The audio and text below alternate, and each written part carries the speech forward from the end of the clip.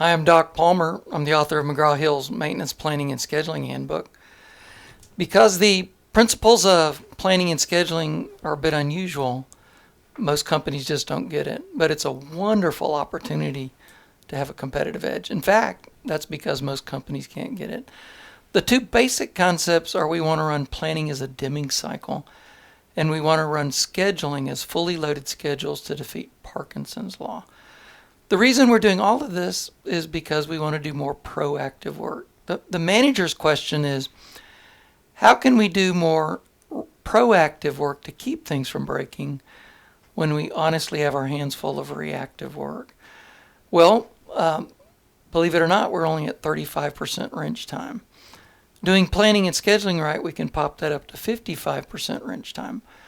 Translated into productivity, that gives us a 50% pop in work order completion rate, with all the new work being that proactive work we just can't get to.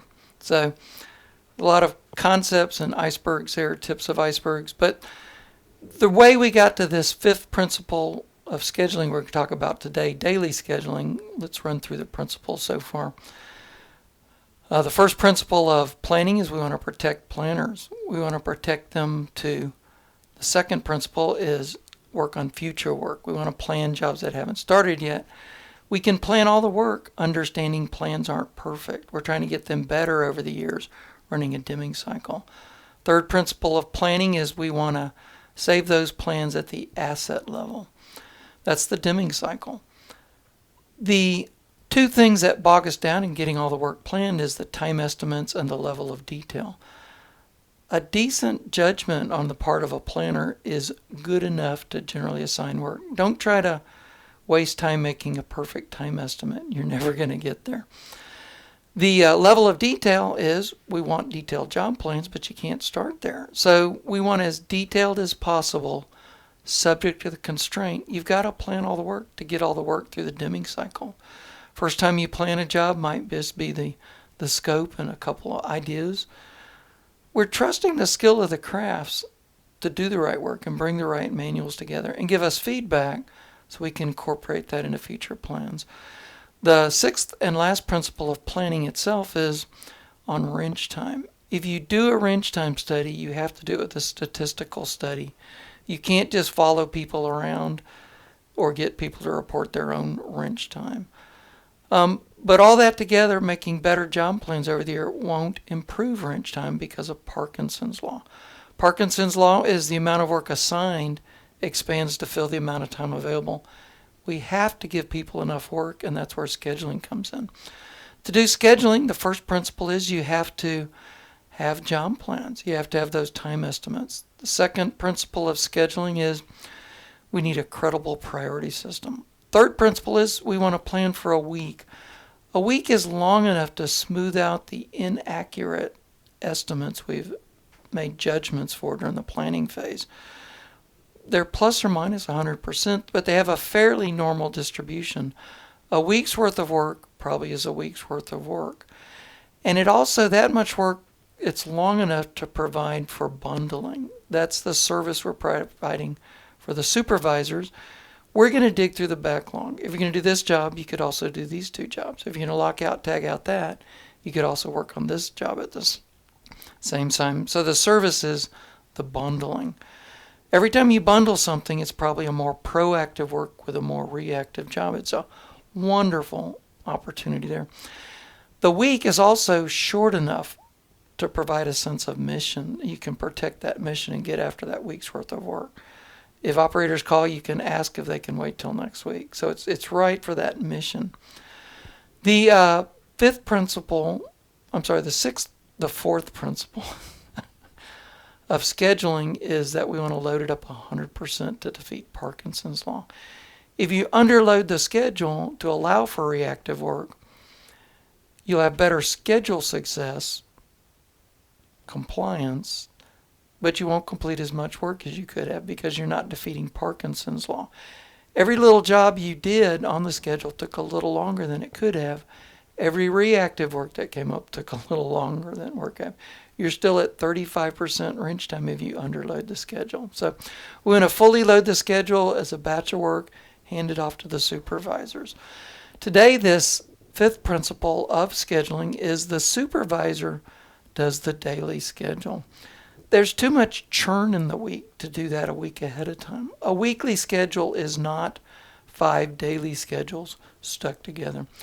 You can't say next week what's going to happen Thursday at 10 o'clock. It's mostly a soft schedule. Jobs run over, jobs run under, jobs run under, jobs run over. You have fast mechanics, you have slow mechanics. You have new things that happen. You're not sure the scope of jobs on reactive work, and even the non-PM work, you're not sure the scope of some of those jobs. You open up the equipment and you find stuff you've got to deal with. Maybe you don't find something you expected, so the job goes faster. What we want to do is give that weekly schedule as a focus for the week, and then every day as the week unfolds, the supervisor does the daily schedule. The supervisor also assigns names. We don't want to do that in the planning department. That would be really micromanaging and sink a planning and scheduling system. The supervisor knows that these two people work well together. These other two people don't work well together. This person wants to work by themselves, but that's not such a good idea. They really need to work with somebody else. This person, it's better if you let them work by themselves. Sally is my pump expert. I want to give Sally the tricky pump jobs. Dudley doesn't know much about fans. We want to give Dudley more fan work to build up their expertise. I gave this person a bad job yesterday. It was a nasty job. I want to give them a nicer job today. There might be some people you want to keep giving nasty jobs to. I'm sure you don't have that in your workforce, but that's really daily scheduling. And at the weekly scheduling, we've generally coordinated with operations that these jobs we want to do, can you provide lockout, tag out with a day or two notice? And they might have certain requirements where this job only can be done on a Wednesday, this certain job. And then we know ourselves that a certain job has to be done on Thursday afternoon. A contractor's coming in and they need a mechanic that we provide as an escort. Those are hard dates. Most of the schedule is a soft schedule as a focus, and the supervisor creates the daily schedule. As they see how the day's going, they make tomorrow's schedule. They get with operations, coordinate the lockout, tag out request. And then that next morning, everything might be different. Some people call in sick. Something happened overnight you're going to have to deal with, and you have to shuffle.